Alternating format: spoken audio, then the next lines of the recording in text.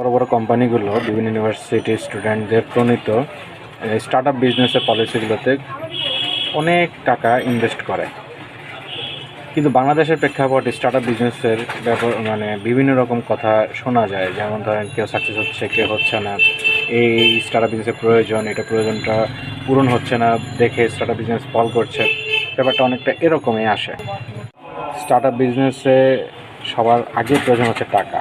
ব্যবসা প্রচার প্রসার এবং বাজারে স্টেবল থাকার জন্য অর্থের প্রয়োজন। এক্ষেত্রে এই টাকার সংস্থান এবং কে দিবে এই ব্যাপারটাও হচ্ছে বড় জরুরি। কারণ একজন ছাত্র, সে একটি স্টার্ট আপ বিজনেস চালু করতে যাচ্ছে, তার টাকার প্রয়োজন, সেটা কোথায় পাবে? সেক্ষেত্রে ব্যাকআপের প্রসঙ্গটা আসছে। নিজের এখানে যদি আমি বলতে পারি এতটুকু, যে বাবার ব্যাকগ্রাউন্ড আছে বা বড় বড় কোম্পানিগুলো